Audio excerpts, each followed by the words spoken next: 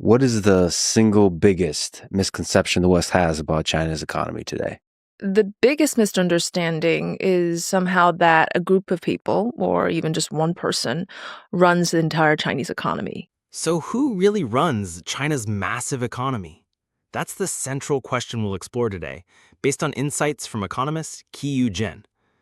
The common Western view is one of a monolithic, top-down command structure, but the reality is far more complex and, surprisingly, decentralized. Jin argues that while political power is centralized, the economy itself is not. The real drivers of growth and innovation are not a handful of officials in Beijing, but thousands of local mayors competing against each other. She calls this the mayor economy, a system where local leaders are incentivized to experiment with reforms and drive technological innovation.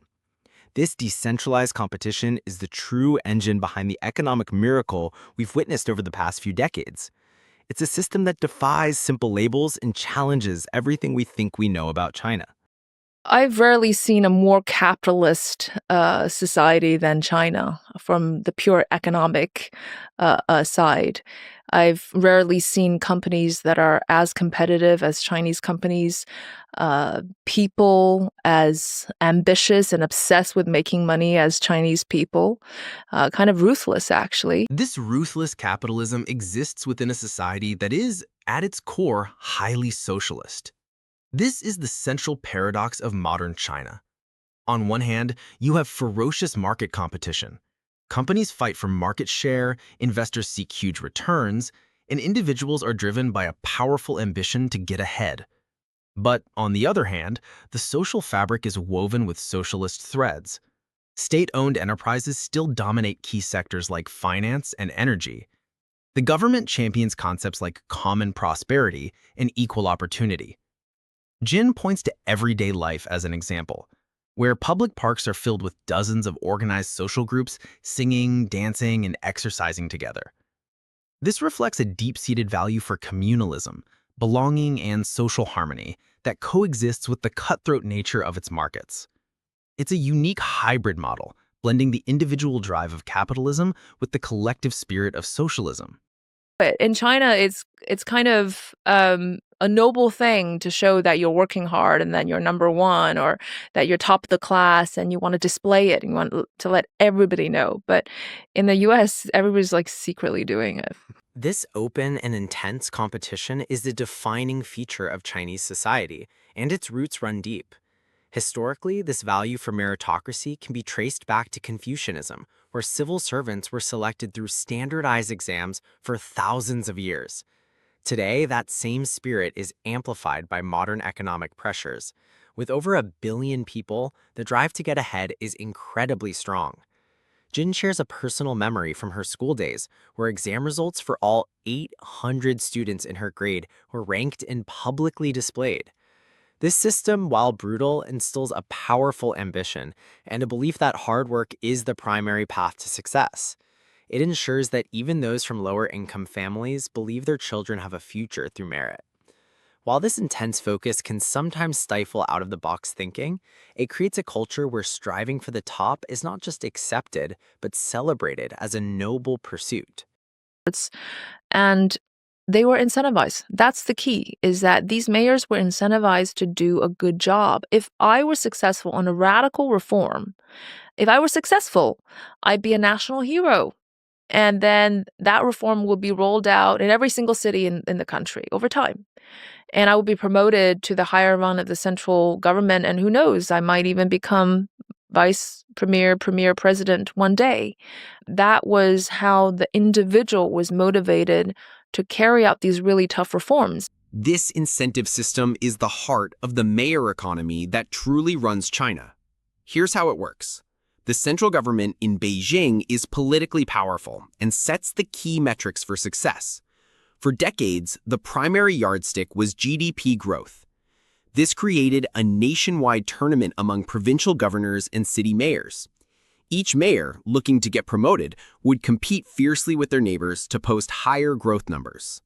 This structure unleashed an incredible wave of economic expansion. First, it drove rapid industrialization and exports. Then, when mayors discovered the fiscal revenues from selling land, It fueled a massive real estate and urbanization boom. Now, that same competitive energy is being channeled into technology and innovation, with cities competing to become hubs for electric vehicles, solar panels, and semiconductors. This model is brilliant at mobilizing resources and scaling up supply at an astonishing speed. However, it also leads to immense replication and potential waste, as dozens of cities all try to build their own version of the same successful industry. In China, you ask the companies to innovate first and then you regulate after, right? Mhm. So that has led to things like P2P platforms. It's led to lots of kind of financial innovations, some of which has actually been very helpful and good, some of which have been disastrous. But the intention to regulate after the fact is to really not slow down or hinder the innovation. This philosophy of innovate first, regulate after is another key piece of the puzzle. Unlike in Europe or the US, where regulations are often established beforehand, China allows its entrepreneurs and companies to experiment freely. The government steps in to create rules only after an industry or technology has already taken shape. This approach is a double-edged sword. It fosters incredible speed and dynamism, allowing new sectors like financial technology to explode seemingly overnight. But it also carries significant risks, sometimes leading to market instability, wasted capital, or outright disastrous failures. This mindset reflects a broader relationship where the state and private sector often work in tandem.